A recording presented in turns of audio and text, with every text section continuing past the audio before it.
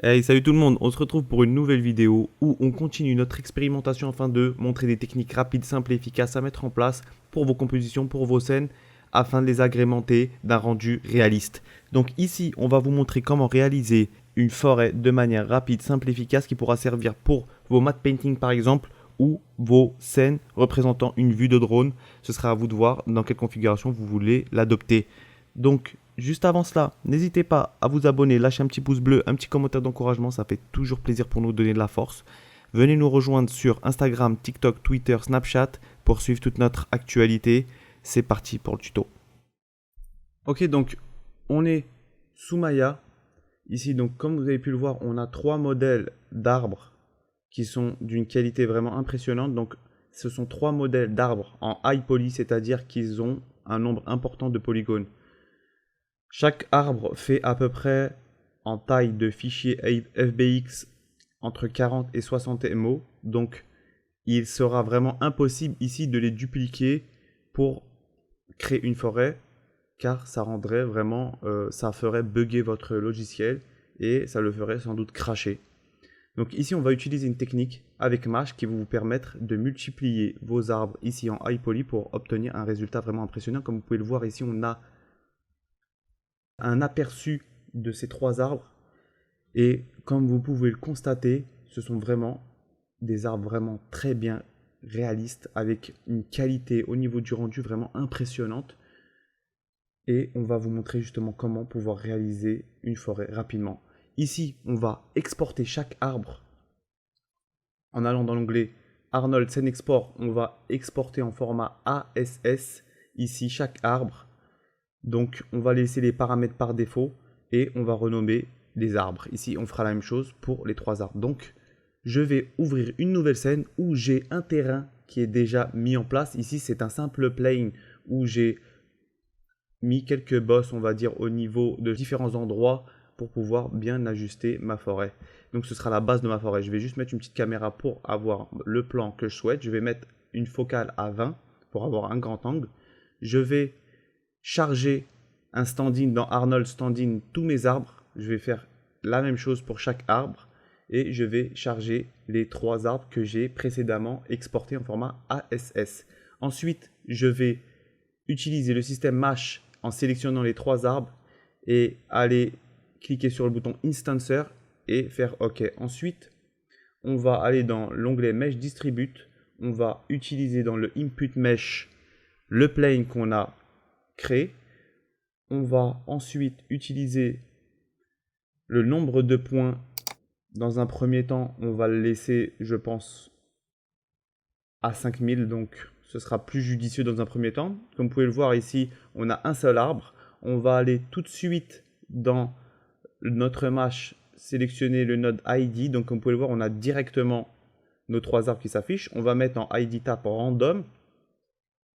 Ensuite, on va utiliser le node random où on va cliquer sur Uniform Scale et scaler nos arbres à 10 ici, dans le Scale X, mais vous pouvez le faire dans le Scale Y ou Z, ce sera pareil car on a utilisé l'Uniform Scale. Maintenant qu'on commence à avoir quelque chose de sympathique, ce qu'on va faire, c'est qu'on va importer, on va cliquer plutôt sur l'onglet Light dans Arnold et utiliser un Sky Dome. On va importer une HDRI justement pour amener une luminosité vraiment réaliste pour notre scène.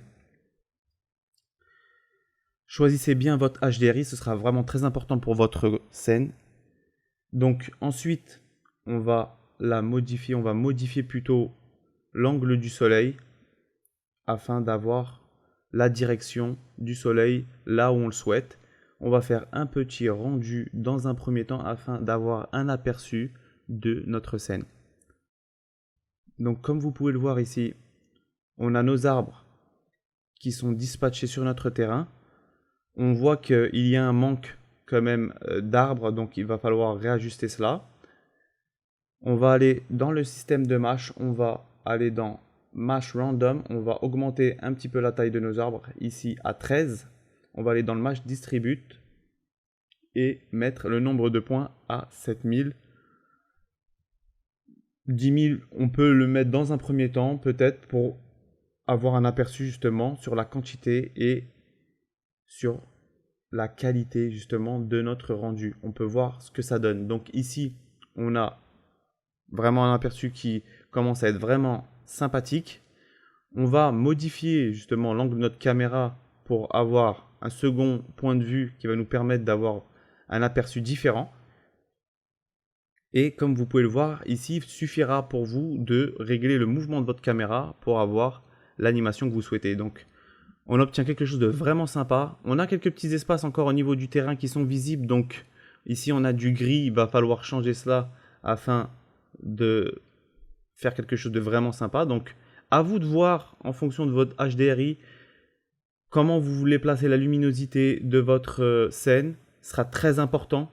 Car malgré qu'on a un shader impeccable avec des textures impeccables, un modèle impeccable, il sera très important, comme on l'a dit dans plusieurs vidéos, de vraiment gérer au mieux votre luminosité de la scène. Donc une fois qu'on a choisi la luminosité de notre scène ici et que tout est OK, on va juste ajuster tranquillement notre taille des arbres en fonction ici de notre scène. Sur la taille 15, on va mettre la valeur de 15 sur notre scale. Et là, on peut voir qu'on a quelque chose vraiment qui apparaît sympathiquement.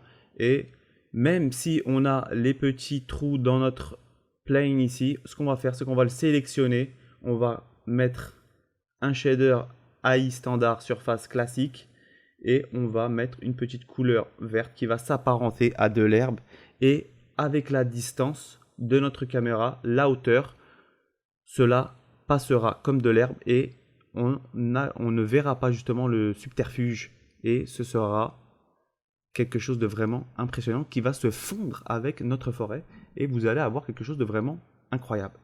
Donc, comme vous avez pu le voir ici, on est à peine à 6 minutes de vidéo et quasi en temps réel, on obtient une forêt avec des millions de polygones ici qu'on peut rendre facilement sur notre logiciel Maya. Vous avez vu un rendu impeccable. J'espère que cette vidéo vous aura plu. N'hésitez pas à liker, partager la vidéo, un petit pouce bleu, un petit commentaire d'encouragement pour nous donner de la force. On se retrouve très vite pour une nouvelle vidéo. Prenez soin de vous. Ciao.